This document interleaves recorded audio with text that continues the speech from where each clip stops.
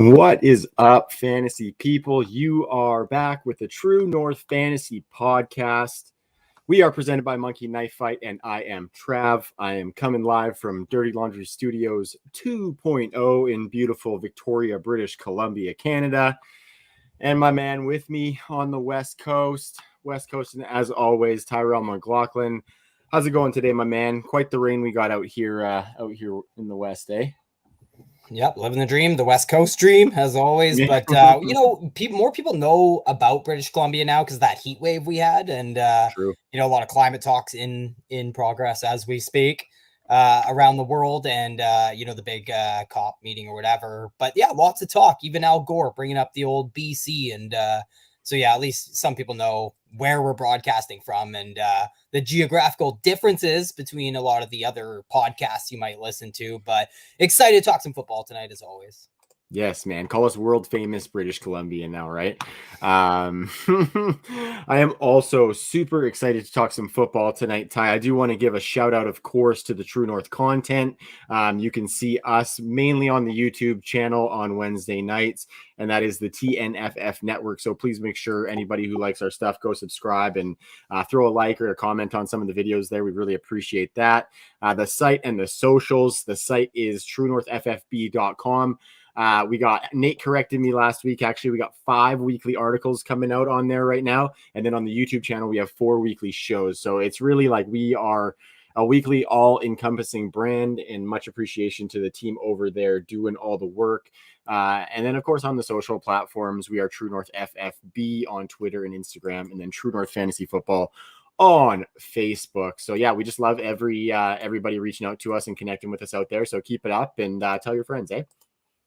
Yeah, and we are, Trav, of course, very proud members of the Fantasy Points Media Group. 21 True North 10, all caps, will get you a discount, which it should be a subscription that you already have. It should be one that you never let run out because of the buffet of, intellects that are working there as analysts. And, it's very important where we get our information from these days. And there's nobody better to be getting your information from than the likes of Scott Barrett, Greg Cosell, just the guys who are studying the analytics, watching the film, and they're the best at the top of their class in terms of the industry. And it's only at fantasypoints.com that you can get some of these breakdowns from these guys. So 21 True North 10, all caps, will get you a discount. And it's also the best way to support us at True North FFB.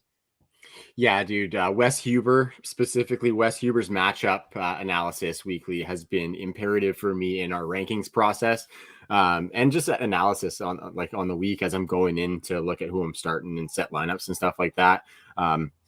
So it's just a snippet of some of what we use here over at True North. So definitely would encourage our listeners to go out and do the same and support them because they support us. And that's what it's all about, folks.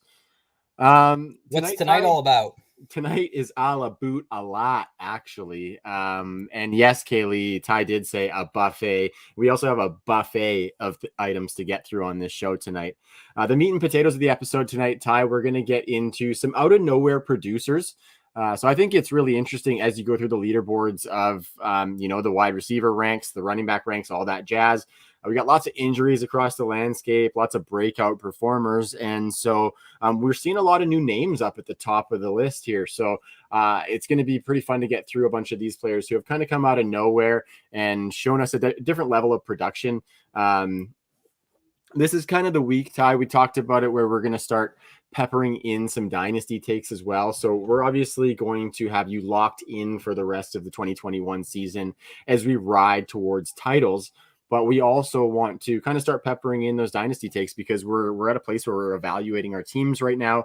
We're deciding if we're contenders or pretenders, and it's really time for us to start, if we need to get out on a bunch of players and rebuild, then it's time to do so. If we need to start attacking the trade market a little bit before some of these leagues with trade deadlines, before that comes up, then it's this time to start putting feelers out. So I'm excited for that. Ty, Dynasty is a year-round thing, and so we're going to start peppering some of that in. But No, first, I love it because go ahead. well, I was just going to say a lot of people think it's so you don't lose listenership or whatever, but it's more because we're all in multiple leagues and we're not, ultra competitive in every single league, especially some of you wild men who have, upwards of a dozen plus leagues that you're making start sit decisions. I know people who have several dozen leagues. So we want there to be content for everybody's different leagues as well. And a lot of these guys are very difficult to decipher, and they can make big differences in your dynasty rosters for making pushes in that format as well. Absolutely. But first, Ty, we're going to get into a bunch of news. There's a lot of moving parts this week. There is a lot to kind of adapt to and pivot off of this week for our fantasy rosters. A lot of injuries. There's some sad news, of course, that we've heard, but I'm going to get into a few things and just kind of knock them off the docket here first. So today is, we're recording this on Wednesday, and Odell Beckham and Jarvis Landry both did not practice today. Jarvis Landry's was due to a knee injury that he's been kind of trying to get back from for a couple weeks now. And Odell Beckham was actually excused from practice from the coaching staff, which is interesting timing one day after the trade deadline. That would seem to indicate that there might be an imminent release happening for Odell Beckham as he wants to get onto another team and kind of show the production that he thinks he still has left in the tank. So I'm kind of just going to say we stay tuned for that and kind of keep an eye on Odell. Monitor Jarvis Landry, because if he gets another practice in this week, I think he probably does suit up. Behind him, Donovan Peoples-Jones practiced in a limited capacity today. So it's looking like a Donovan Peoples-Jones, Rashard Higgins, Anthony Schwartz kind of trio in there, which I wouldn't necessarily be attacking for fantasy anyway, Ty. The next one I want to get into is a former teammate of Odell Beckham, and that's Saquon Barkley. He was hopeful to return from an ankle injury this week, but he has now apparently tested positive for COVID. So that is an interesting development that just went down today, and he's being retested right now. And I guess he needs 2 negative tests within a 24-hour period in order to be eligible for this week, but it's not looking good if that test was in fact positive. So look at Devontae Booker as kind of a decent running back to start against the Raiders this week, I would say. Moving it along a little bit here, Ty, we are going to get into some of these bigger pieces, but I just kind of want to knock these ones off the docket. Sam Darnold is in the concussion protocol, still monitoring that because he was limited in practice today. So it looks like he's probably trending towards starting. I was just going to put a couple notes here that if PJ Walker starts, I would probably have DJ Moore outside of my top 12 for this week, but I think I would probably sneak Chuba Hubbard just inside my top 12, definitely top 15 for Chuba Hubbard if PJ Walker was to start. But with that said, there is a chance that I might not need to start Chuba Hubbard because Christian McCaffrey practiced today, Ty. I know a particular league that you and I have been in for a few years, and you and I are usually competing for the title or thereabouts in that league. You're itching to get some Christian McCaffrey back on that team. So Matt Rule's comments today were that he was pretty limited. But I think if he's got a clean bill of health, you slot him right back into that top 5 of running backs. They play the Patriots this week, and they haven't given up very many touchdowns to the running back. So their defense looks pretty solid against the running back, but they've actually given up the third most total yards to running backs if you combine rushing and receiving. So I thought that was kind of an interesting stat. They're kind of locking down the scoring touchdowns for running backs, but running backs can get some yardage in both the passing and the running game. I know I just laid out a lot, Ty, but do you have any quick thoughts on any of those few that I just laid out there? No, I think you laid it out pretty good. Craig did mention correctly in the comments that the Cleveland Leopard OBJ, they said they have no plans to waive him. They're willing to use a 53-man roster spot just to have him stay home. So I wish it must be nice, but the release might not be as imminent as we might like it to be. And it's interesting because he's under contract. We want to talk a little dynasty aspect. no dead money going forward, but he is under contract for the next 2 seasons. Yeah. So it's interesting because it's not a comp pick situation why they didn't deal him. There just must have been no offer on the table that they think isn't like, maybe they'll keep him till the offseason and try and deal him at that point. Because you do see that, like, there's 31 other teams who think they might be a competitor in the offseason, and things can change, and somebody will probably give a 4th round pick for OBJ come draft time.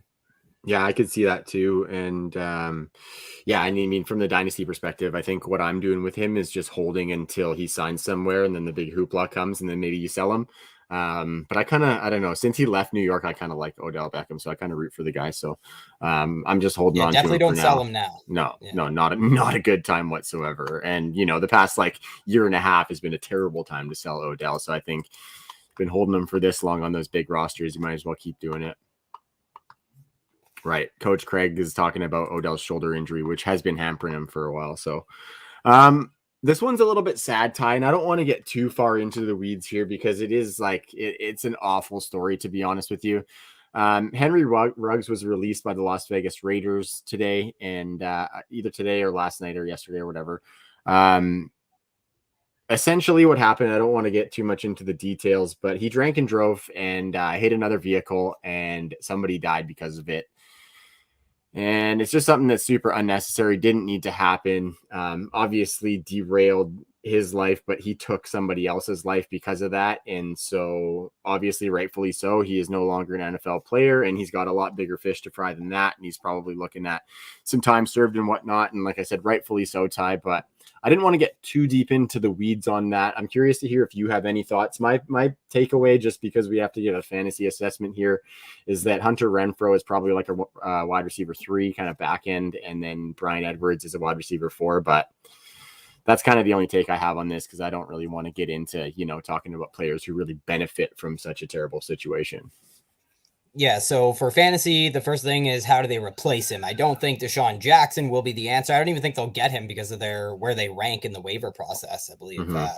So yeah, maybe they bring in someone else who fits that profile and can extend, stretch the field, because that's definitely the role that they've had Ruggs in, and he's definitely succeeded in that role. Obviously, that speed is a killer, and it sets up a lot elsewhere on the field, right? So that's the first question. How does this affect the offense, the deep passing game, and how does that affect what it sets up in terms of the run game and things like that, and keeping safeties back? But I think Derek Carr should be just fine for one major reason, and that's the schedule coming up is so juicy against the pass. So I'm not really fading Derek Carr. In fact, I will be kind of looking to start Derek Carr over the next, half dozen weeks here.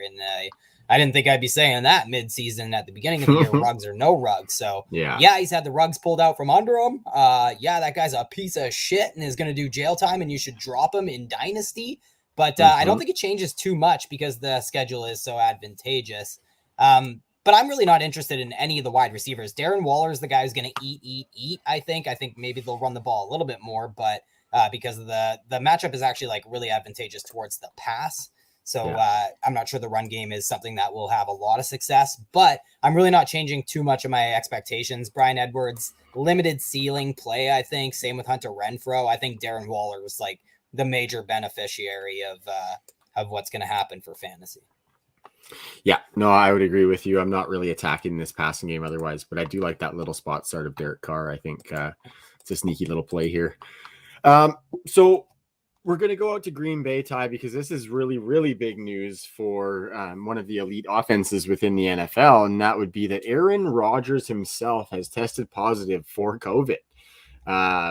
So he's going to be out this week, and Jordan Love is going to be getting the start. Curious quickly on your expectations of Jordan Love here, Ty. I'm looking on Monkey Knife Fight here, our friends and sponsors. Make sure anybody goes and uses the promo code TNFF to get an instant match on their deposit, by the way. But I'm looking on Monkey Knife Fight, and his passing yardage line is 235 yards against the Kansas City Chiefs on Sunday afternoon.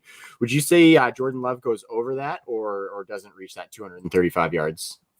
I don't know. I guess I'd take the under. I don't think his passing yards is going to have a lot to do with Jordan Love's fantasy success. You know, if he can add a little bit with his legs, that's where we'll really be able to benefit from him from a fantasy perspective, but definitely not looking to start him. No. Even though it is a game against the Chiefs, who are an excellent matchup for quarterbacks this year, and it's just been shootout city playing the Chiefs, who are actually struggling to pull away from teams this year. So very interesting, intriguing matchup to watch him in, but I have a feeling that this might be a get right game for the Chiefs. And furthermore, like, I think not a lot changes. Like, we're going to downgrade Davante Adams, but he's still a top 12 wide receiver because of the volume that he's likely to see. Aaron Jones, I think, is somebody who's, deserves to be in that top 5 conversation this week. No doubt about it, because the big takeaway is that Green Bay is just going to run the ball a lot more. They're already a run heavy scheme. They look like a run heavy team. They just happen to have Aaron Rodgers and throw the ball a little bit more than a lot of teams running a similar amount of 12 personnel and things like that. So like we've joked for 2 years straight that they're kind of San Francisco light, right? And we've definitely seen that play out, and we could see a very similar kind of system to what we see in San Francisco with their poor quarterback play this season. So it could be a run heavy scheme. Having said that, I don't think AJ Dillon, I think he's going to jump the shark a little bit. I'm seeing a lot of pick up AJ Dillon. AJ Dillon's going to be this. No. I'm not even sure I'm starting him this week. So I think AJ Dillon, somebody that might jump the shark when it comes to people telling you to start him, but the guy really isn't going to see enough high leverage work. Yeah, he might see 10 to 15 carries, and he might see more carries than he would otherwise have seen. But they're not going to come in the red zone. And he's, in fact, like, Aaron Rodgers being out will decrease the likelihood of Green Bay getting into their opponent's red zone. And this game against the Chiefs just screams like negative game script where, AJ 100%. Dillon might not be involved as much in the second half. Yeah, I think if you're going in on AJ Dillon, you are praying for him to pop for a couple 20+ yard runs on like 10, 12 carries. But like you said, I don't think the game script is going to allow for much more than that. I think my biggest takeaway is that I think Aaron Jones might be my running back 1 for this week, Ty, just because I think he does get an additional carry load, as well as some easy dump off targets from Jordan Love, because I think that's a good way for them to insulate the young quarterback, as well as just continue to utilize one of the strengths of this team, and that's Aaron Jones in the passing game. What kind of hit do you think this gives to Davante Adams, though? It's looking like he's probably going to suit up for this week. Yeah, I mean, he's still a top 12 wide receiver for me. Just, the ceiling goes down. And especially in this game where I am expecting them to have to play catch up, there's nobody better to dump it off too quickly than Davante Adams. So I expect Davante Adams to have a pretty big game this week, and the Chiefs are a really good matchup. Yeah, and Davante Adams Jordan Love can put the ball down the field as well. So I wouldn't expect him to be hucking up some YOLO balls, a la his backup Blake Bortles actually in this game, which our buddy Coach Craig in the comments pointed out that Blake Bortles is the backup for this game. Yeah. Okay, so this one was actually really sad, Ty. We talked a couple of weeks ago about how Derrick Henry might be set to break some serious long-standing rushing records in the NFL with what he was doing this year. But unfortunately, he's gone down with a Jones fracture. He had surgery. He's likely going to be looking at an 8 to 10 week recovery. I heard that if he's ready in 6, it's a possibility, but that's really fast, like a really fast timeline for him to recover. So the Tennessee Titans, they went and signed Adrian Peterson, who was kind of, Derrick Henry before Derrick Henry was Derrick Henry. You know what I'm saying? That big bruising running back who takes a heavy carry load and puts up a lot of rushing yardage and not much receiving work. They also have Jeremy McNichols, who they have been given some targets to this year. Mekhi Sargent, who gets a little buzz from that dynasty community. And then Darrington Evans, who was the guy getting buzz from the dynasty community before Mekhi Sargent in this backfield. He was placed back on the IR, though. He was? I missed that. Goes back on the IR, so he's done for the year. And I think Derrick Henry is done for the year as well, Trav. I just don't see why they would bring him back before the NFL playoffs. So I think... And, Sargent got cut too, Coach? Yeah, I was just going to say, and I believe Mekhi Sargent is no longer on the team as well. But he impressed during the preseason. I was surprised. Yeah. But totally. So I think the conversation is, do we want in on this situation? You know what I mean? Like Adrian Peterson, Jeremy McNichols, definitely the names that we're going to pay our attention to. And Tennessee is running the 4th most plays from scrimmage per game. They've run the ball more than any other team in football this year, over 32 times per game. And the Titans have been among the run heaviest teams in football going back to the exotic smash mouth days, right? It's just part of the identity of this team. And obviously, it goes without saying that Derrick Henry has a lot to do with those figures, but the Titans are also a very good team in terms of yards before contact. They have a very strong run blocking grade, according to PFF. And I get that some folks think this means Tennessee is going to throw the ball a lot more. After all, they have, A.J. Brown. They have what's left of Julio Jones. But yeah, I think the identity of this offense is going to remain, that outside zone scheme, that run game that sets up everything else, heavy play action. And it's possible they pass a bit more or put in a position to chase points more than they have been this season so far. So maybe move A.J. Brown up a little bit, maybe Tannehill too. But, I just think Ryan Tannehill has left a lot on the table this season, and some aggression we expected to see hit him finally is hitting him. And I just think, you have to wonder for a team that's relied so heavily on the run game, setting up the pass, and Ryan Tannehill has benefited so much from that Derrick Henry presence, how this affects him going forward, because rushing touchdowns are something that Tannehill is quietly, it's a column that he's quietly killed in, over the last couple of years. And with no Derrick Henry around the goal line, it's just hard to imagine Tannehill offering the same upside or getting those keepers at the goal line. And I just think this offense will take a step back, and that will mean fewer red zone trips overall and everything like that. But turning my attention to the running back, sorry, Trav, I do think Adrian Peterson is actually probably the most valuable back rest of the way. I think it's close. Like, if the Titans were a worse team, I think Jeremy McNichols would be the play. But one thing I think we can say for certain is that we will see defined roles in this backfield. AP will get the bulk of the early down work. He'll take half of the volume that Derrick Henry leaves behind, I would say, with Jeremy McNichols doing some rushing work, but mostly he will operate as the pass catching back. And the rest of the work left behind by Derrick's probably gets spread around in the passing game, or maybe somebody else carves out a role, but it probably just evaporates, to be honest. So, what are my thoughts for fantasy? I would call Adrian Peterson an RB3, maybe an RB2 in advantageous, matchups. But, I might consider Jeremy McNichols an RB3 as well with Derrick Henry out, and somebody we should target in the games. We expect the Titans to be throwing the ball, right? And I just want to bring up really quick. So I'm looking at the strength of schedule. The Titans have the Rams, the Saints, the Texans, the Patriots before their week 13 bye. And then the Jags, Steelers, and 49ers with the Dolphins in fantasy championship week. The Dolphins are the only team remaining on their schedule who are a top 10 matchup in terms a top 9 matchup, in terms of fantasy points allowed to the running back position. So I think a lot of people are saying Adrian Peterson. I would probably prioritize Adrian Peterson. I know waivers were over yesterday, but the strength of schedule does kind of lend to Jeremy McNichols outside of championship week. Totally. I wouldn't really be attacking this backfield necessarily, but I think I might go a little bit of Jeremy McNichols tie, just because I know the team's been heating up a little bit, but I don't think they're that great a team. And you alluded to it there, where you were saying the game script, might not necessarily be in their favor, where they can pound Adrian Peterson up the gut. So I think it's actually going to lean a little bit towards more of the passing offense. Not like that they're going to be throwing 45 times a game, but I think they are going to be kind of behind the 8 ball, behind the scoreboard a little bit more, where Derrick Henry can't mitigate that for them. And I don't think Adrian Peterson's got enough in the tank to be a game changer from a game script perspective. So I kind of lean a little bit more Jeremy McNichols, and I just think the boost is definitely AJ Brown. And the only other names to keep in mind, Dontrell Hilliard, and they signed Donta Foreman as well. That's right. I think Donta Foreman probably comes in and serves that role that we thought maybe Mekhi Sargent could carve out. Right. Okay, Ty, let's keep her moving along, because I want to get into some of those out of nowhere performers, but we do have a ton of friggin' news this week. There's just a lot to go over. So James Robinson has a bruised heel, much like his head coach's image. He's got a bruise on his heel. They're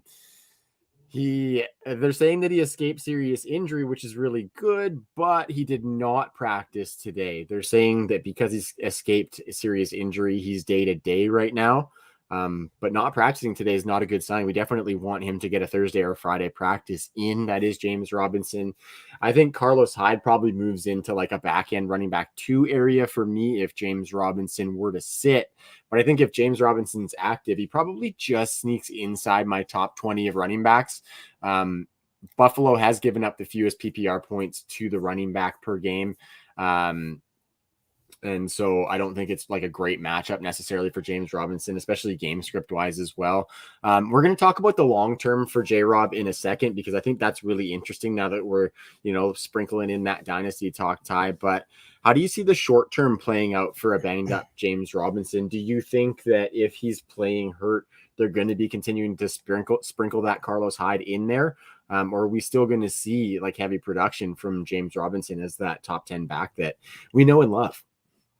I mean, I think it's just a different league now. You know what I mean? I mean, he's 6th in running back opportunities right now, James Robinson. Yeah. So whether you want him to have a bigger role or not, it's just not the way a lot of offenses are operating. We know Buddy loves himself some Carlos Hyde for some reason. I think Carlos Hyde was also on the injury report today as well himself. Mm-hmm. So that's another one to monitor. Surprise. But I just love James Robinson. I think this guy encapsulated our show title in 2020 of guys who kind of came out of nowhere, right? And he actually had a slow start to this year, but he was a top 12 running back 4 straight games before week 8. And he's been, one of the more efficient running backs in all of football. And since the beginning of last season, when he burst onto the scene and, set UDFA rookie rushing records, he's been a top 10 running back in expected fantasy points and in fantasy points over expectation on RotoViz. And I think it's only Derrick Henry, Dalvin Cook, Alvin Kamara, Zeke, and Jonathan Taylor this year who have more opportunities. I mentioned he was 6th, and that's carries plus targets. Yeah. And that's with a few missed games over the last couple of years. Like, I think it's over the last 2 years that he's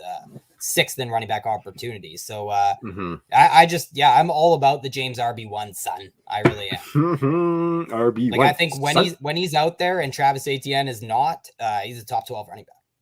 Yeah, no, I like that. That's a really good point. And I mean, speaking of Travis Etienne, Ty, that's kind of the elephant in James Robinson's room, and for dynasty managers who have James Robinson on their rosters. And I mean, what are you doing with a guy who has produced at such a high clip? I mean, top 5 running back clip in James Robinson for the past, year and a half. By the end of the season, it could be 2 seasons where he's damn near a top 10 running back.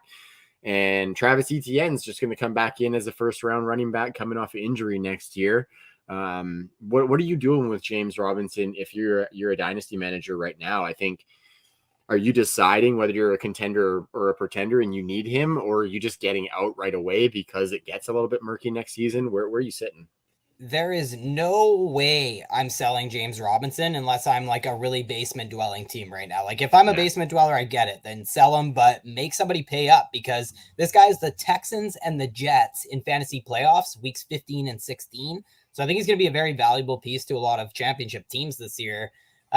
And then for dynasty, I just think it's really difficult because Travis Etienne was a 1st-round pick. How long is Urban Meyer going to be there? The guy who made the pick, I would imagine. So it's going to be a difficult decision down the pipe, and also the Etienne relationship with Trevor Lawrence. They played at college together, so we'll see how that chemistry unfolds when it ever does. So there's a lot of obstacles in James Robinson's way, but guess what? That's been really fucking true throughout his entire life. So he made it here the hard way, and he's doing things that nobody expect him to do, and he's doing things that are borderline historic, if not just totally historic. So I'm a big fan of buying guys like James Robinson because they continue to be discounted, and there's just a lot of upside to capture. And it's a guy that, you use your surplus of young wide receivers to go out and trade for, in my opinion. And perfect. I think that's the way you should attack James Robinson. I definitely don't think you should be selling him for like a second. No, I would agree. I mean, it would be at least a 1st-round pick, or like on the flip side of that, if you are a wide receiver heavy team and you go out and acquire him, maybe you're heavy at running back and you can use James Robinson to get yourself an elite tier wide receiver that you don't necessarily have to provide some roster balance. But like you said, unless I am down in the dumps and a bottom dwelling team with no chance of getting out of that hole, you got to ride him out. And even if he were to change teams, like teams now know what this guy can do, so that if he changes teams, he's getting a shot at that job, So fuck what Urban Meyer says. James Robinson's going to produce wherever he goes. And like you said, Ty, he just does it the hard way, and he'll continue to do that because he's used to that. And big shout out to 213 for that classic album back in the day, The Hard Way. I encourage any hip hop head to go listen to that, Ty. That was right when we were in high school, Ty, right in our primes. And that was a really good one. So yeah, it's not the best Snoop, Warren G. It's not the best work they've done, but it's not the worst. Yeah, it's just so different that it's classic. It just holds totally. a special It's place very for Cali. me for sure. It's very Cali. Yeah. So you said Cali. Well, we're going to talk about Calvin Ridley and him stepping away from the game in Atlanta. That was a shocker, Ty. He's been out a couple of games this year because of personal issues, and that's totally fine. I mean, we didn't necessarily speculate. We just thought maybe some family stuff going on, but now he's stepping away from the game. He's going through some mental health struggles, and I think maybe without realizing it, every person on the planet probably deals with some mental health struggles at some point in their lives. Some people don't realize it. Some people don't admit it. I certainly am fine to admit it. So we hope that, Calvin Ridley gets the help he needs and gets out of that struggle, because it's definitely a tough place to be, and you don't wish that on anyone. So good for him for making that decision, because as a young human being, we kind of think of these guys as athletes, but they're people just like we are. And if I was 23, 24, thrust into the limelight with all that money around me, I would have some struggles too as well. So it's definitely understandable, and just good on him for pulling that trigger and deciding to step away for a little bit. But what do you think about the situation, Ty? And let's start with the dynasty lens here. What do you do with Calvin Ridley himself in dynasty leagues? Yeah, I'm selling in dynasty. Like in redraft, if I'm headed for the playoffs, maybe I buy Calvin Ridley in redraft. But in dynasty, I think I would use this opportunity to sell him. I just think wide receiver is such a deep position, and there's a lot of ambiguity, or a lot of a lack of separation in kind of these tiers that form these pockets sometimes. So I think if you can make a lateral move where you just have to add a sweetener to go laterally from Calvin Ridley to another player, I think that's definitely the move. I think you do have to wait until our next chunk of positive news, though. I don't think you can just go sell him right now. You might have to take pennies on the dollar, although I think there's still a pretty appetizing market for Calvin Ridley, to my surprise. But me too. I'm surprised because he could be back in 2 or 3 weeks. We just have no idea, right? And you hate to throw around that label, like, does the guy care about football? It's like, well, we care more about mental health now than we do about guys caring about football and stuff. Having said that, there's a lot of guys who just live, bleed, and die the game. You know what I mean? A guy like Chase Claypool comes to mind. And just there's guys that you can move to, and I would be very much happy to do so at this point. Because it's fantasy, and we have to make difficult decisions. And I think getting away from Calvin Ridley might be a difficult decision, but it might be the right one in dynasty. But what are you doing with the rest of the offense going forward? Because it's been such a lackluster unit as it is. What are you doing with guys like Kyle Pitts or Cordell Patterson even? I think Kyle Pitts just gets more firmly bumped into the tight end 2 conversation, right? Like, I'm not ready to say that he's going to take over Travis Kelce's top spot. But he's going to get tight end 1 weeks from time to time. And I think for me, he just is more firmly in that tight end 2 area. Darren Waller hasn't been what we thought he was going to be, or what he has been for the past couple of seasons just yet. He's just kind of waiting to hit his stride or whatever. So I think for me, Kyle Pitts is just in that tight end 2 conversation, a little bit more cemented. And then I'm not really attacking the wide receivers. I'm sure from week to week, we're going to have somebody be a little bit productive, but you're going to have to try and guess between Russell Gage, Olamide Zaccheaus, Tajay Sharp is the other guy that they've got there. So it's just really ugly, really, really ugly. Maybe they run some more 12 personnel and Hayden Hurst becomes viable as kind of one of those dumpy streaming tight end options. But that's kind of all I'm expecting out of this backfield. More targets for Cordell Patterson, maybe, because he's looking really, really good for this team. How are you doing it? Like, do you see a wide receiver that you want at all? Not even a little bit. And the wide receivers I see are not wide receivers. They're Cordell Patterson and Kyle Pitts. Yeah, totally. I think those are the clear top 2 guys in the pecking order for this slower offense that's been a little bit different in terms of their identity than we might have thought. I mean, we definitely warned of this with Arthur Smith coming in and going away from like Dirk Cutter and some of these really offensive guys, pass heavy guys. I couldn't agree more with Kyle Pitts. I think Darren Waller is 100% about to blow up. I just want to make that super clear again. Yeah. So I think there's like this top 3 tier that's just super apparent right now. And I really like that top 3 tier in Kyle Pitts, Darren Waller, and Travis Kelce. The one thing I'm battling with Kyle Pitts is that he does have a very tough playoff fantasy strength of schedule. I think it's like, I can't remember, but they get Buffalo in championship week, which is just a really ugly matchup. The Bills have been a really difficult defense this year. But even just looking down at, so how do you evaluate a guy like Kyle Pitts has almost been used as a wide receiver, especially in the 2 games that Calvin Ridley has missed. And I think he's been out, like Graham Barfield tweeted it out at fantasypoints.com fan.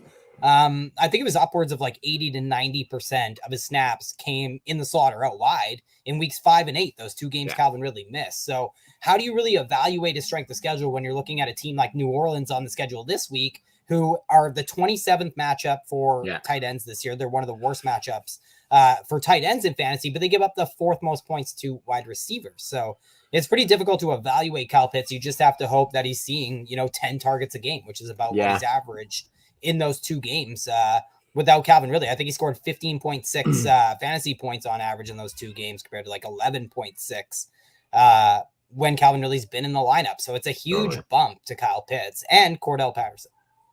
Yeah, so for me, for Kyle Pitts, like I'm throwing out the defensive stats against tight ends when it comes to Kyle Pitts. Just because I think that volume, talent, all of that stuff is going to transcend the defensive matchup. I think it's just there's going to be enough work there, especially now that Calvin Ridley's out of the team. And like you mentioned that Calvin Ridley could be gone for 2 to 3 weeks. Calvin Ridley could be gone for the rest of the season for all we know, right?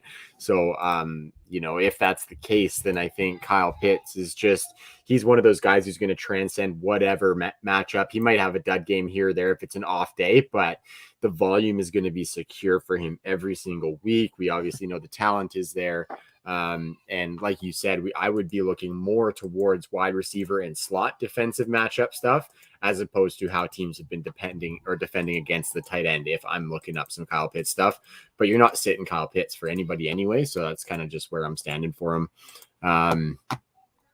I think that's about the only place I'm going to attack that offense. Okay, last one here, Ty. Last one here. Okay, Jameis Winston is done for the season now with the torn ACL. Mike Thomas too. He tore his MCL. Yeah, and Michael Thomas has officially been ruled out for the rest of the season with that ankle injury, which is brutal for a lot of my teams. But obviously, I hope that he gets healthy and back to where he used to be. And to coincide with all of that, Taysom Hill is back at practice today from that concussion. And he should be back this week against the Atlanta Falcons, who we were just talking about.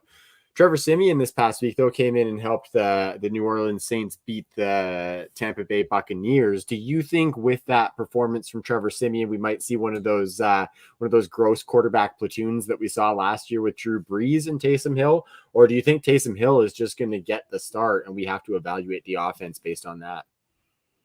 Yeah, I don't see how your answer couldn't be no, because last season we thought the same thing when Drew Brees got injured. We thought Jameis Winston and Taysom Hill would form a platoon, but that didn't happen. They really just gave the reins to Taysom Hill. And with that being said, Taysom Hill is a huge buy, if you agree with that statement, because he was the quarterback 7 during his 4 starts last season. He led all quarterbacks in carries during that span and rushing touchdowns. He had 32% of the team's carries.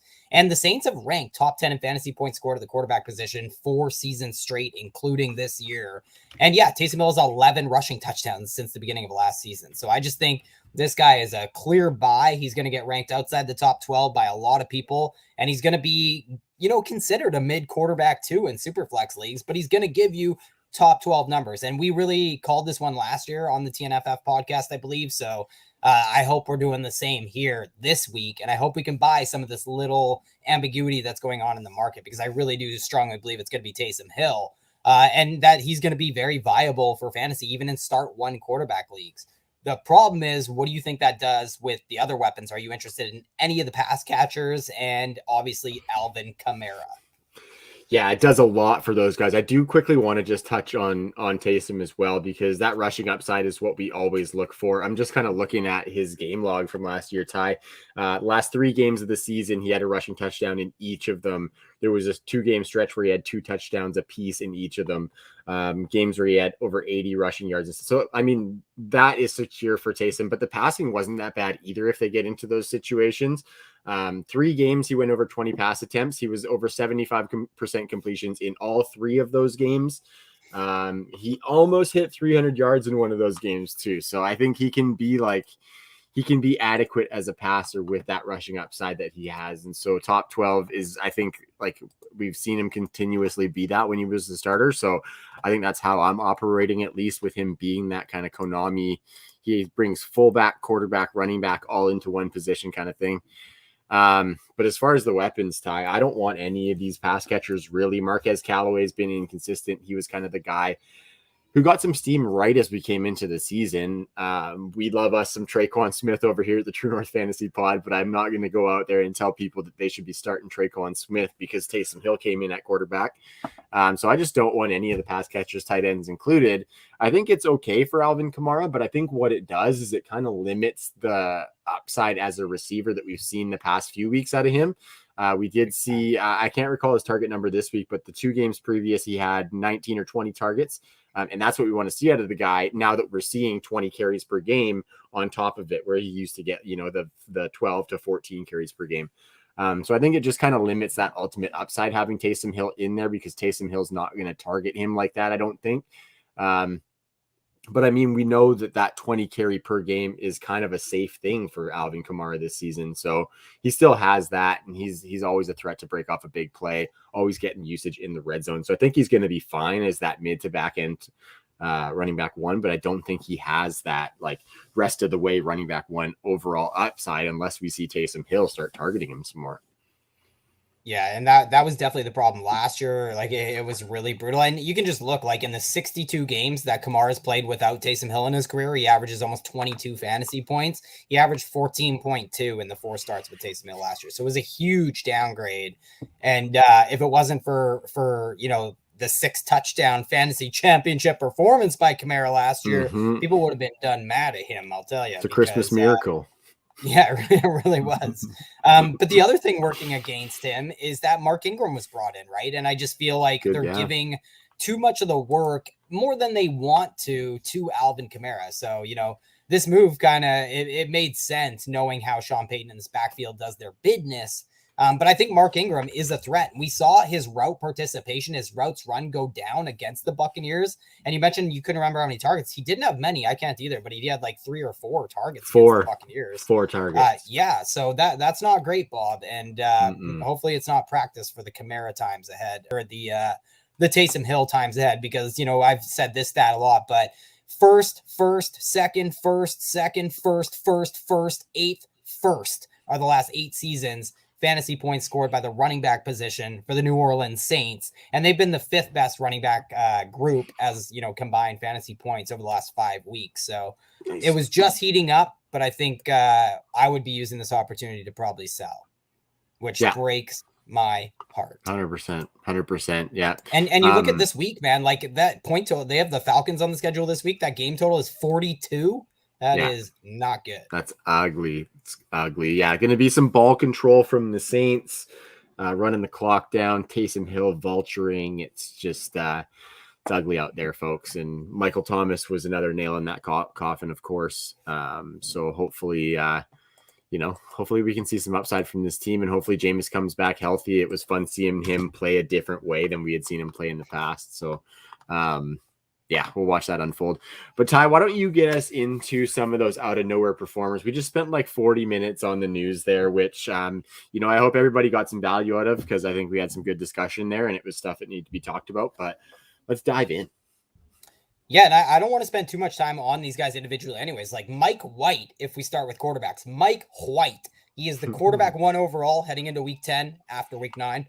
He got the nod over Joe Flacco, and he actually, started perfectly, and he ended up with kind of a roller coaster day, but threw for over 400 yards. It made some dude a cool $125,000 if you saw that story. I didn't. Betting on him as the league, Good. leader in passing yards for week Right on. week 8. It was super funny. Fuck But yeah, yeah. they also, more importantly, pulled off the massive upset in the 34-31 win over the Bengals. So now the Jets play tomorrow in a matchup with the Colts on Thursday Night Football. That game total is like 46.5, I think, when I looked yesterday, and the Jets are big underdogs, about 10.5-point dogs. So Vegas says Mike White should be in a position to play comeback this week. And so, my question, Trav, is if Joe Flacco is elite, what does that make Mike White? But in all seriousness, like, are you chasing the points with Mike White and, going forward, and maybe talk about the rest of this offense in the short term, like after Michael Carter also had a blow up week as well?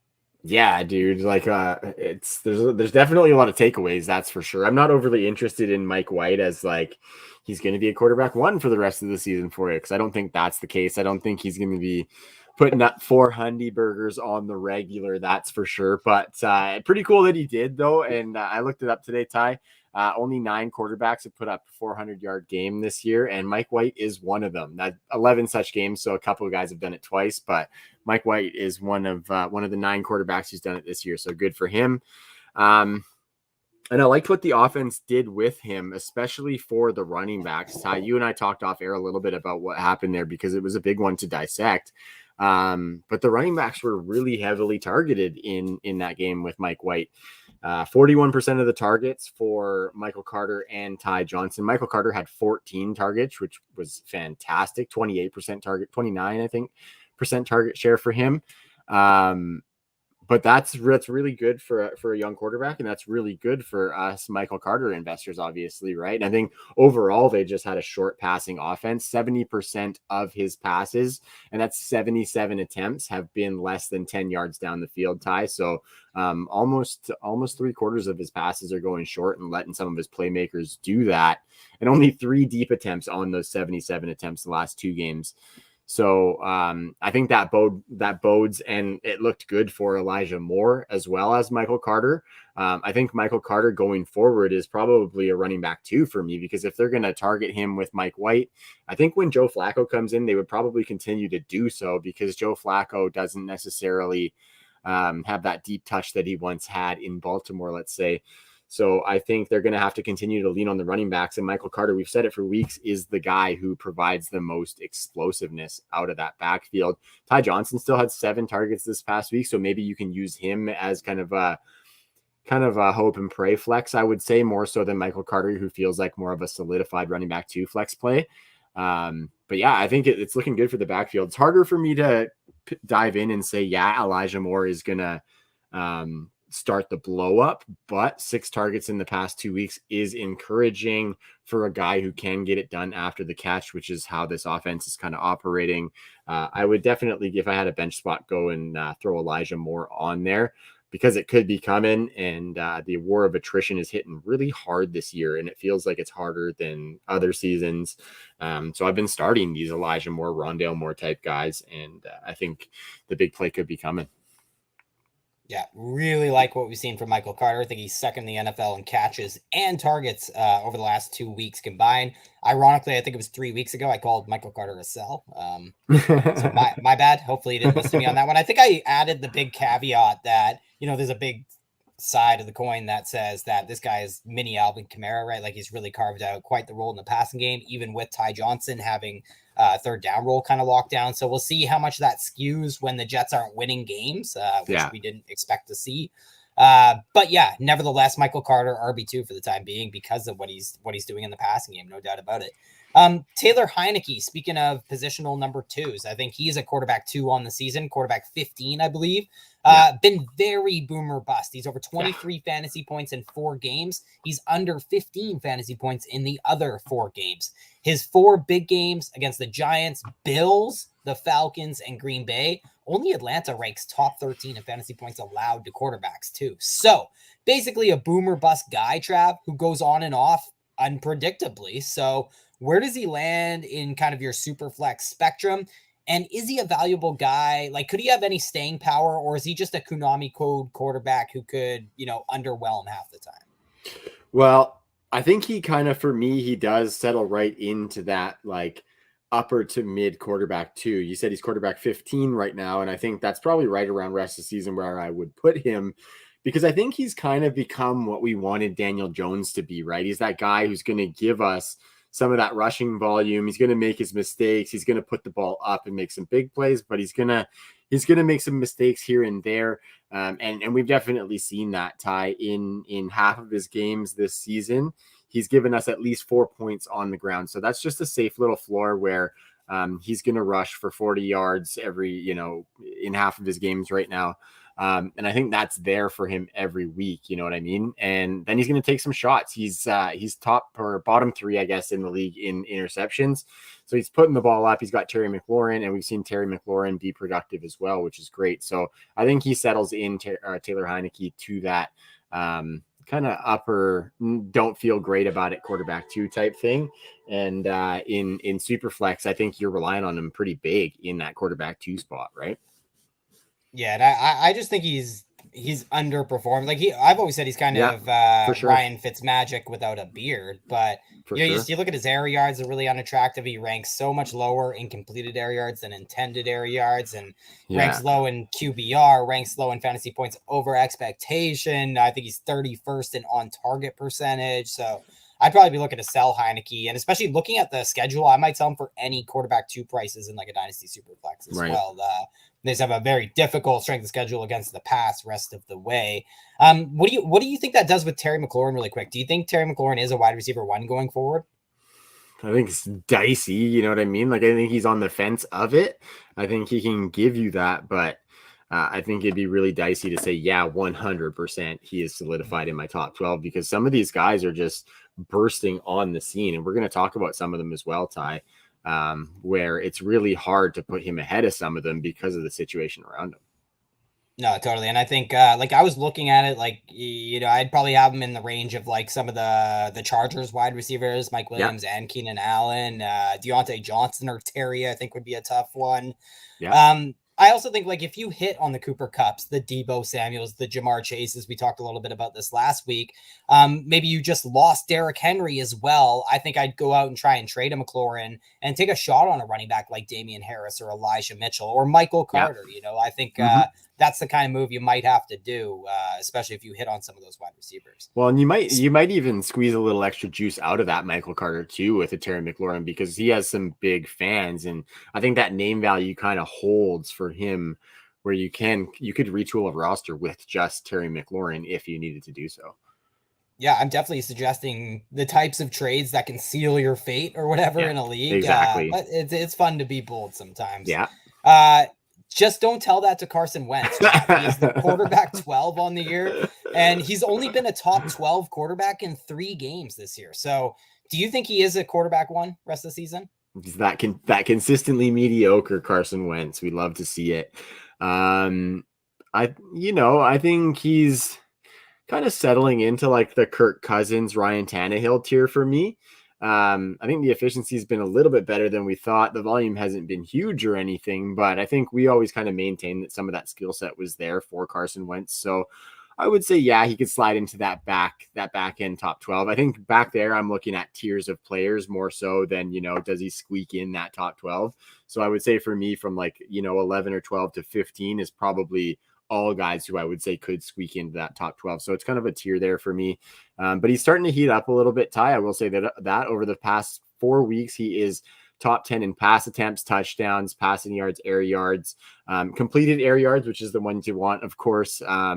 And so, yeah, like I said, he's falling into that. He can be a guy who's a stopgap on your dynasty roster while you're trying to find that ultimate upside Lamar Jackson, Kyler Murray type guy. You know what I mean? So that's kind of where I put Carson Wentz. Nice. So I'm kind of like on the opposite end of the spectrum, I think, with Wentz. Like, maybe over the next couple of weeks he is, or even over the next handful of games. I mean, the Colts have the Jets and the Jags coming up here. Then the extremely difficult Bills matchup on the road, but the Bucks and Texans follow that game. But some of this kind of reads to me as Jonathan Taylor time, tool time Taylor, I think, not Carson Wentz, Frank Wright, muscle flexing time, I would say. And, you factor in the Colts, they have like a week 14 bye, check your playoffs in your fantasy league. And weeks 15, 16, and 17 are all minus matchups. So I think he's a quarterback 2 for me at best, like back end quarterback 2 rest of the season. Right. I think I'd want Trevor Lawrence rest of the season. I want Tua, Danny Dimes, Justin Fields. I would trade Carson Wentz straight up for Trey Lance. I'm not kidding. Yeah, in Dynasty for sure. Yeah, I just think I don't know if I would rest the season. No, I'm talking rest of the season. Like I just don't want Wentz on my dynasty roster. I think they're more like, I think they could even be sitting Carson Wentz if they're out of playoff contention. Because why wouldn't you? Why would you give up a first round pick to the Eagles when you don't have to? So yeah, I get it. And Craig pointed out that in the chat there, Michael Pittman bailing him out a couple times in game. No shit. And that might explain why Carson Wentz has just a 1.1% interception rate this year, way down from his career average after his despicable 3.4% interception rate last year. The fumbles are still haunting him, though. The interceptions might be gone away a little bit, but the fumbles are still there, and nobody has fumbled more than Carson Wentz since he came into the league. And think about how many games he's missed during that span. Nobody has fumbled more than Carson Wentz since 2016. And yeah, like the air yards have been kind of there, here and there, and especially more recently, but T.Y. Hilton goes down again in week 8 and just not much to speak of this year in terms of rushing. I think he has just 3 carries off RPOs this season. So I think Carson Wentz might be the easiest sell I can identify right now if you can get anything for him. Yeah, 100%. I mean, you're not like super excited about him necessarily, but I think he can hold down the fort a little bit. I think a lot of it does coincide with Michael Pittman Jr. and the fact that he's starting to Carson Wentz is starting to trust him a little bit more and letting him do some work because he's put up some nice weeks for sure. So I want to move into running backs, and I want to start with a few guys who didn't really come out of nowhere, but they've been thrust into big roles, and there's some value ambiguity for dynasty owners, or maybe, they're in a role we didn't necessarily expect. Let's start with the world champ. Let's start with Leonard Fournette, who actually goes on bye this week after a letdown performance against the Saints, where Tampa Bay was forced to actually go pass heavy. Are you using the spot to try trading for him, or is this kind of the end of the Fournette run in 2021? Maybe even touch on where you think his value is in 2022 as well. Like, is he a buy or sell in dynasty formats? Yeah, well, I think in dynasty format, I would be selling him for sure. I think the run for the rest of the season. Sorry, let's start rest of the season here. The run for the rest of the season. I think he can carry on this running back one run that he's got because the team is trusting him, because this team has title aspirations and he's been producing. If you look at his receiving work, that's been really nice. Obviously, Gio Bernard's been hurt.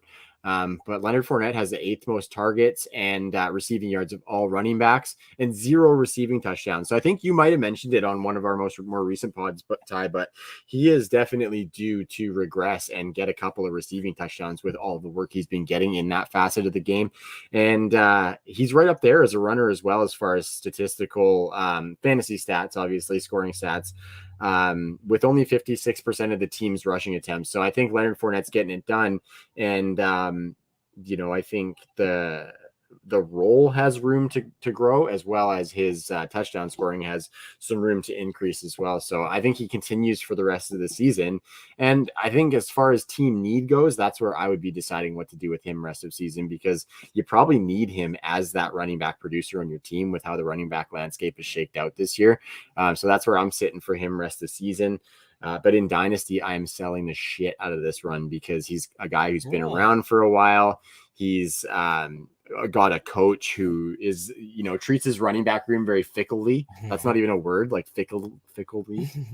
Very fickle with his running backs, let's say. Sounds like a word Arians would use. Yeah, exactly. The Kangol killer himself. We love him, but, he doesn't necessarily love him some running backs. And so Leonard Fournette could be out of a job.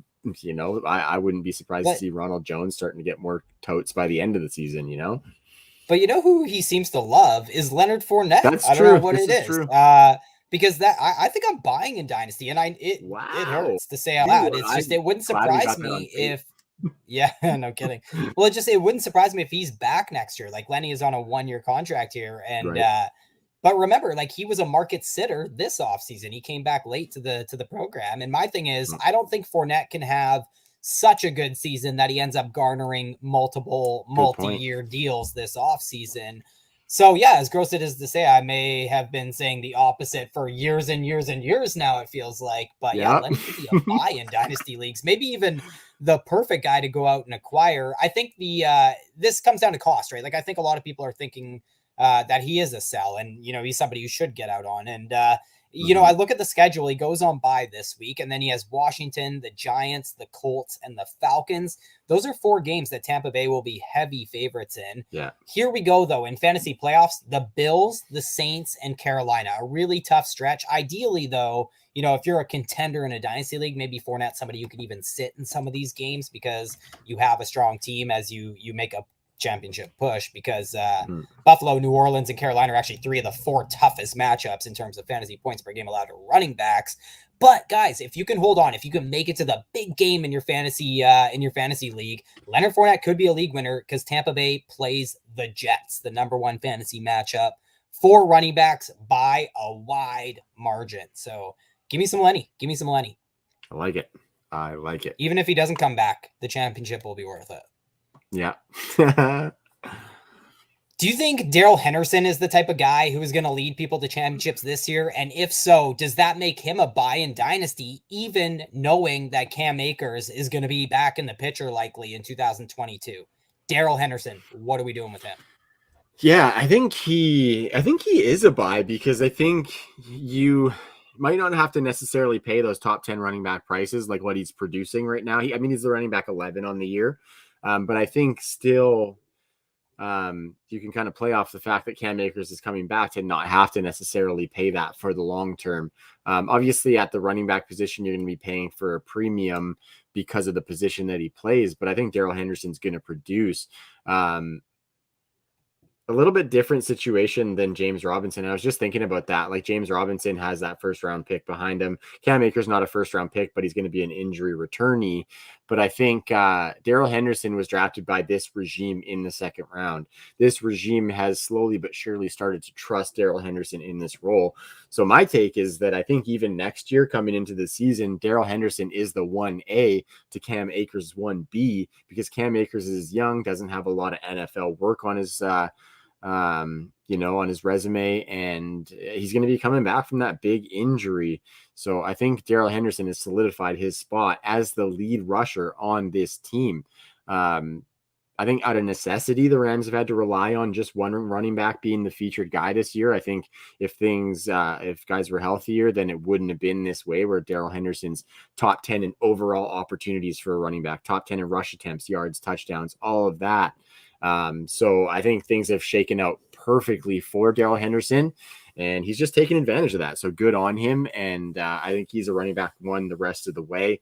When Akers is back, I think he's probably top 15, 20, where Akers is still a top 30 running back, because we've seen this team use multiple running backs and give them volume. And I think these 2 guys will be more effective than the duos that we've seen in the past when they've tried to use them. So I still think it's going to be a really good backfield, even when Cam Akers gets back in there. But Darrell Henderson has grabbed it by the nuts. Yeah, and he's even seeing 10% of the market share. The floor is what amazes me. Like, he's been a top 24 running back in 6 of the 7 games he's appeared in this year. And I think from a redraft perspective too, there might even be a buy window coming up, because he gets the Titans and the 49ers, 2 minus matchups before the Rams go on their bye. And I just think the Seahawks are the only team left on the schedule for the Rams who are a top 8 matchup for running backs in fantasy points per game allowed in 2021. So if that is scaring some folks, I will go and pay up for Darrell Henderson right now. Yeah. The only running backs I want over Darrell Henderson the rest of the season, I think, are Austin Eckler, Jonathan Taylor, Dalvin Cook. Did I say Austin Eckler? I think Aaron Jones, DeAndre Swift, maybe Christian McCaffrey, I guess, maybe. Then I'm pretty much at Darrell Henderson. Najee Harris, I left out. I want Najee over Hendo, I think. But Joe Mixon, Nick Chubb, I think I want Henderson over the likes of those guys. And definitely over the likes of what I see as like the next tier of backs. Like, Hendo is whatever. He's either at the top of that next tier or just inside that first tier, I think. And lest we forget, right, that Derrick Henry's injury, that's losing the number one overall running back. Alvin Kamara's quarterback play. Like, this leaves a lot of wiggle room at the top of the position for the for the foreseeable future.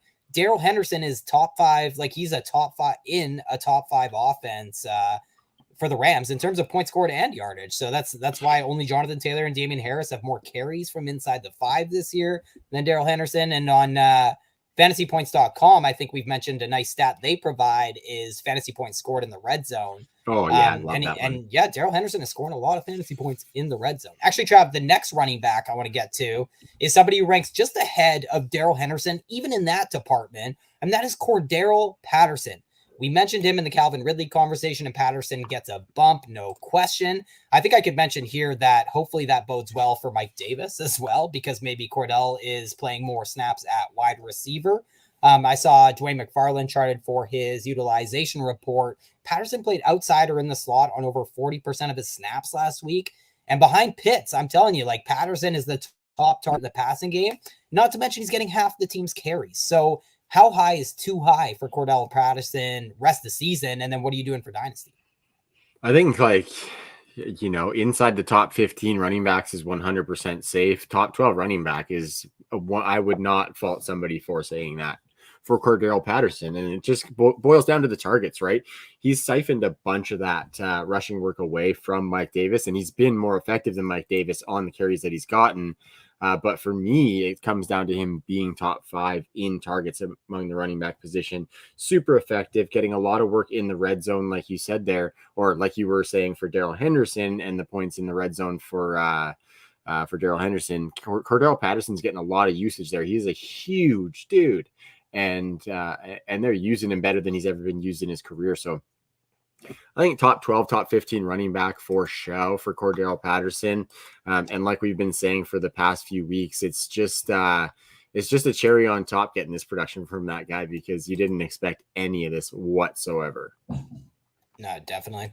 So, Trav, I have a few more guys on the list here, but they're a little less appealing. So I have Alex Collins, not getting a lot of work in the passing game, not the same kind of offense either with Russ Wilson out. Like, the touchdown upside just isn't there. And his share of the team's carries have gone from 71% to 59% to 42% over the last 3 weeks. So I think Alex Collins, more of a running back 3 at this point, a hard sell in dynasty formats, like even a get out while you can for what you can kind of guy, because Chris Carson will be back at some point, at which point I'll consider him more of a running back 2. But that will be because Russell Wilson will have likely returned at that point. We're hearing rumors that that could be as early as next week, coming off of Seattle's bye this week.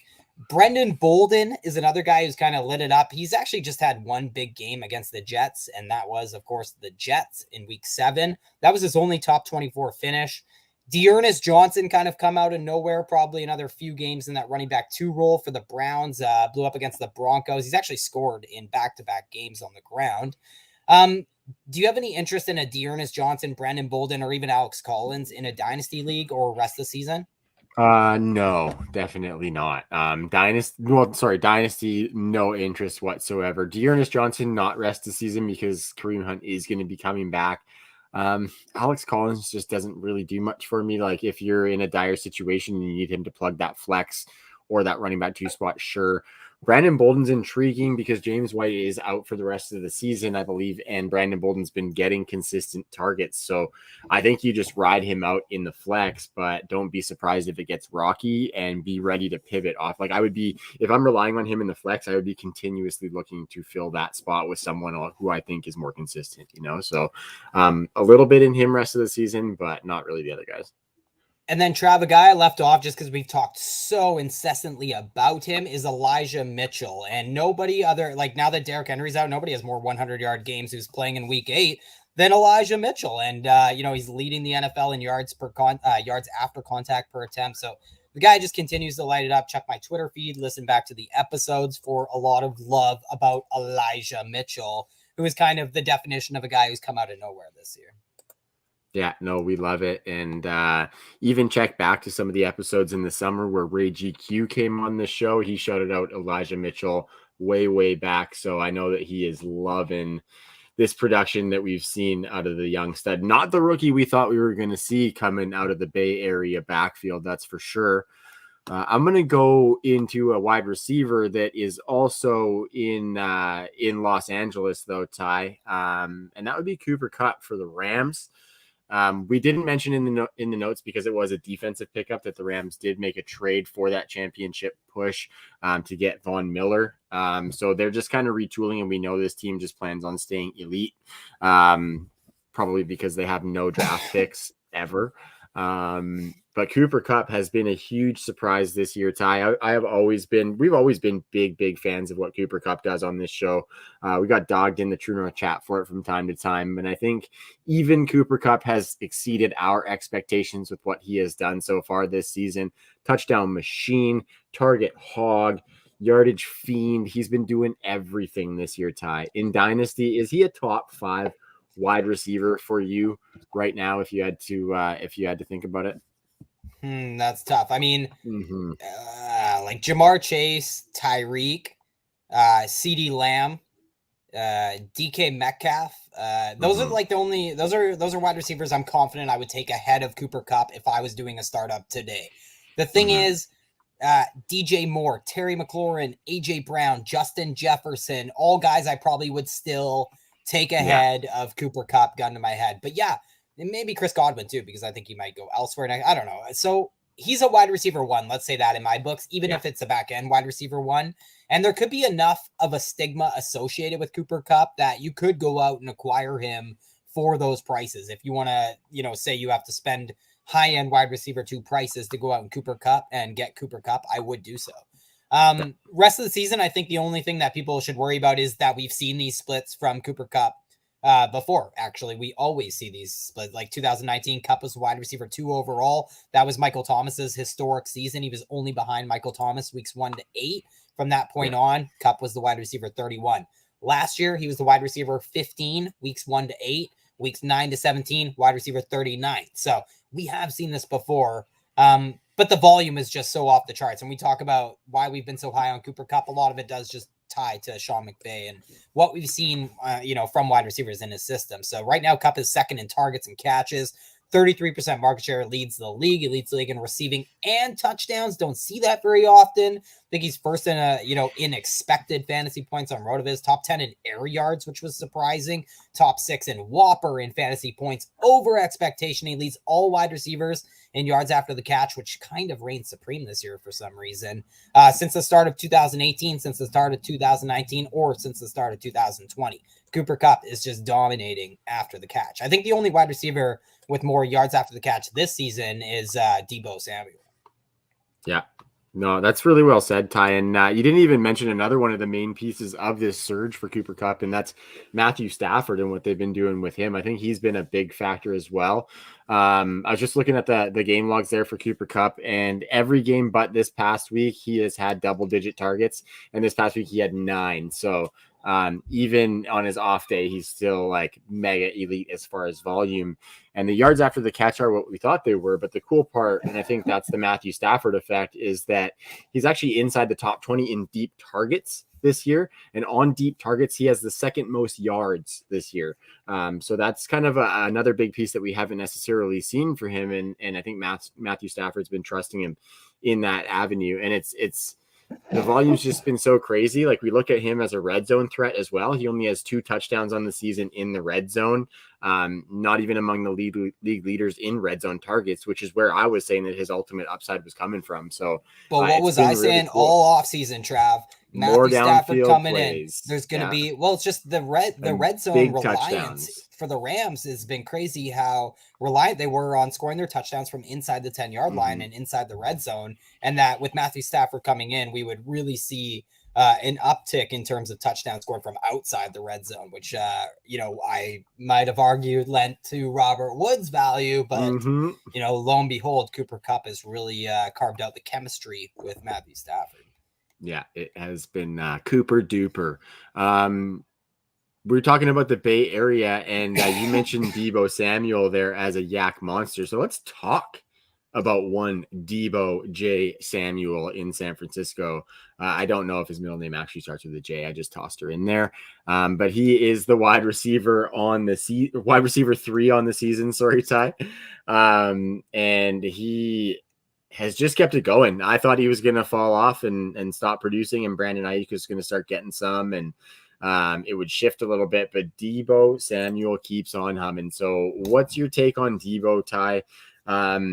I think we just kind of laid out the top 5 landscape, so I'm not going to ask you that. But is Deebo like a legitimate top 12, top 15 receiver in Dynasty for you right now? Or do you think this might be kind of him hitting ceiling and we might not see this again from him?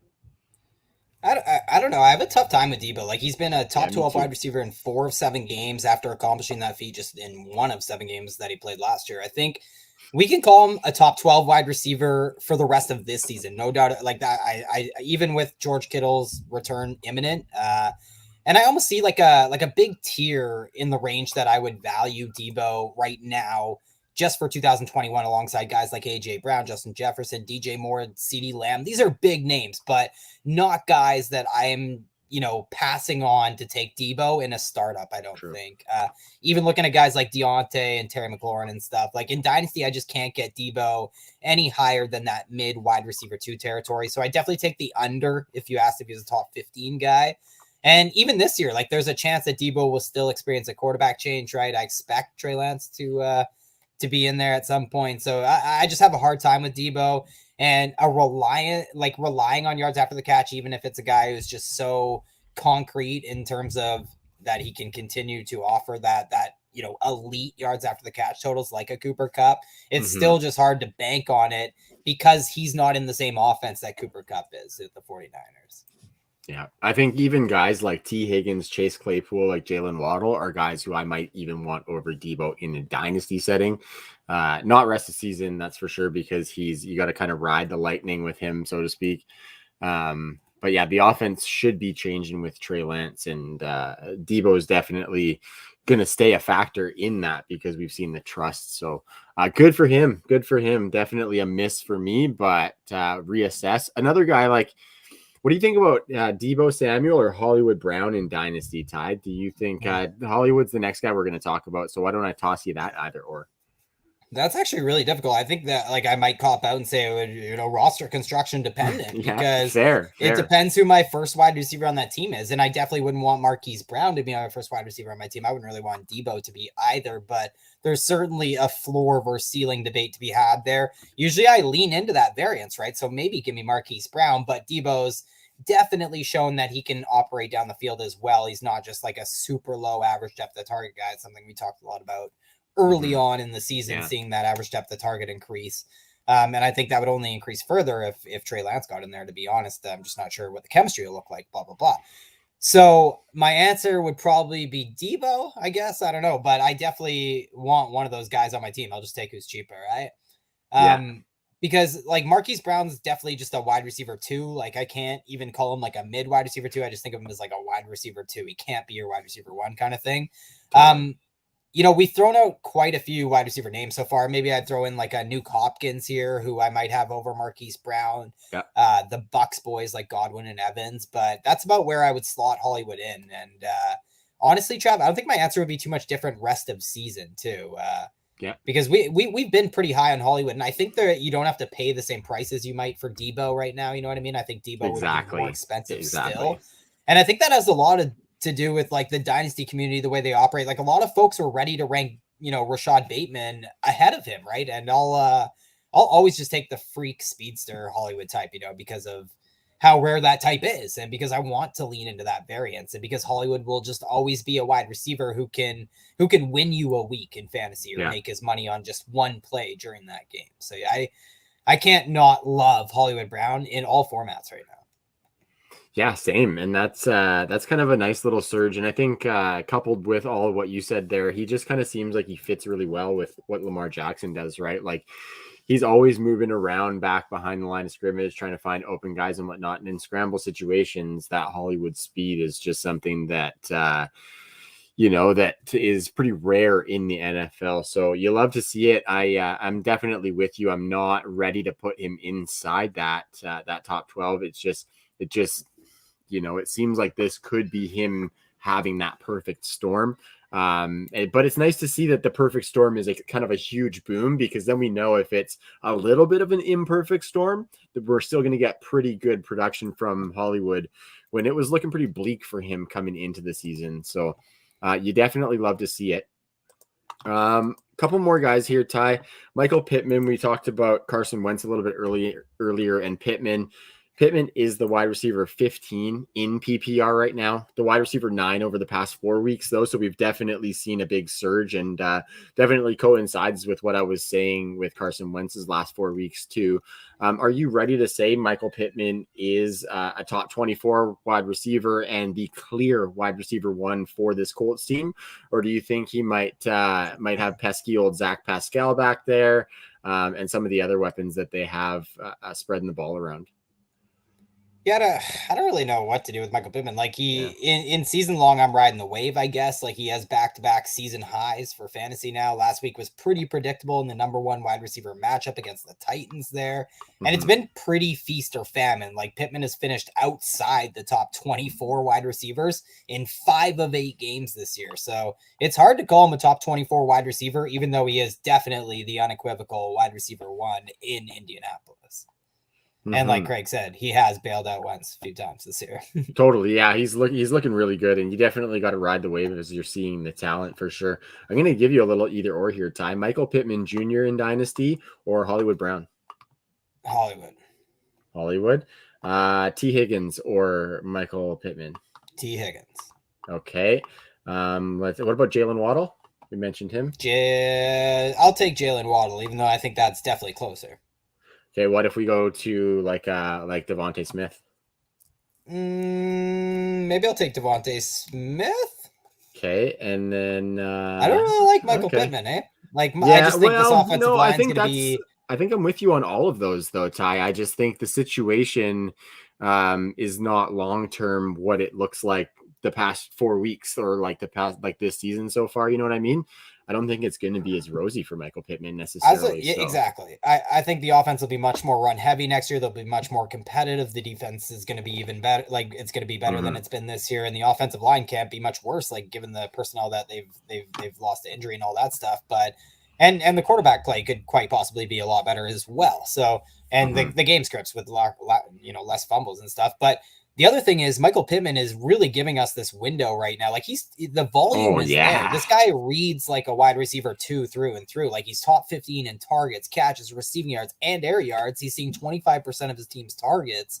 So, there is an argument for the volume, and that's what's propped up Michael Pittman to date.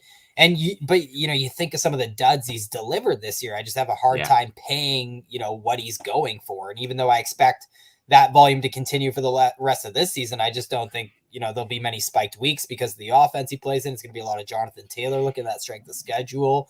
And then for Dynasty, the team's just going to be much different in 2022. I can't think of a team that's going to be more primed for a bounce back in 2022, thinking about how 2021 is going right now than the Colts.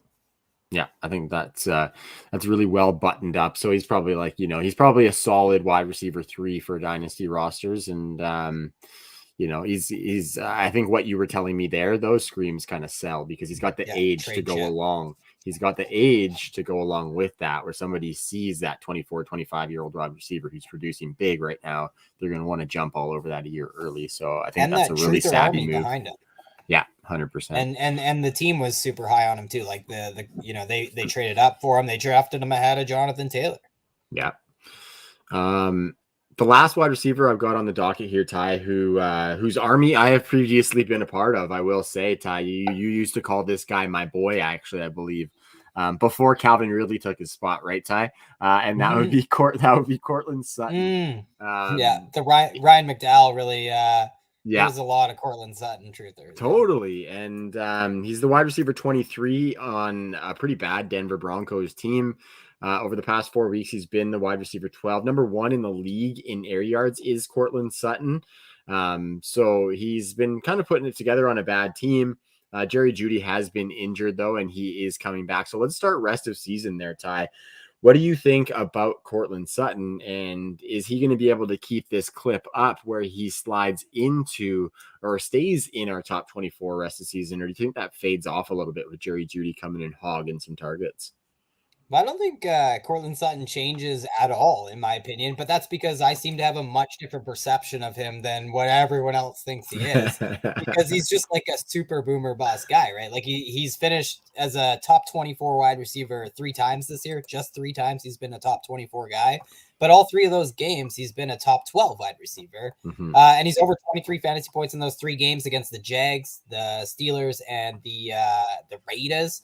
But he's under 12 fantasy points in every other game this year. He's under 9 PPR Yeesh. points 4 times this year. So, yeah. And then you look at this past week, like Jerry Jeudy was eased back a little bit, but he was, he ran the 3rd most routes and he saw just Yeah. 4 targets. But, so like this is a floor versus ceiling debate, I would say, matchup dependent debate. But Courtland Sutton and Jerry Jeudy are both like high end wide receiver 3s for me going forward. Wish they were in a better offense attached to a better quarterback. But the other thing, actually, Trav, the big news from later today we neglected to mention off the top is that Noah Fant is also on the COVID list. Right. So move up AOKs because in week 8, the tight end saw almost 30% of the market share in Denver. Also factor in our boy Timmy P. So I think there's a lot of reasons that Courtland Sutton, along with Jerry Jeudy, are both wide receiver 3s. Yeah. No, I think that's a perfect assessment there. It's going to fade a little bit, and it's A-OK to go in on A-OK. I definitely like that. I like that. So, all right, Ty, I think that about does it for the Epi tonight. We packed a lot in there. I really hope the listeners got a little bit of value out of that. I always get a lot of value from talking football for an hour plus with you every week, Ty. So I really appreciate that. Appreciate everyone in the comments. Coach Craig is always in there for us, and everyone else that showed up. So appreciate that. TrueNorthFFB.com is the site. TrueNorthFFB.com is most of the socials aside from Facebook, where it's True North Fantasy Football. And then from there, we just want to thank our sponsors, Monkey Knife Fight, Trophy Smack, and Fantasy Points Media Group. We really appreciate that. So, Ty, you got any parting shots for the people here before we get out of here? No, just tune in for Sons of DFS tomorrow night. Absolutely. Yeah, we're coming up to the halfway point of the season, so it's really important. And, there's a lot of profit left to be made with the boys on the Suns. And Coach Craig, will see him on Friday on the point after with Jules as well. So thanks, everybody. We love you. We can't wait to keep connecting. Feel free to comment and leave likes and subscribe to the YouTube channel. That's the main place you'll find us, is on the tube, the TNFF network. So until next week, thanks again. Peace.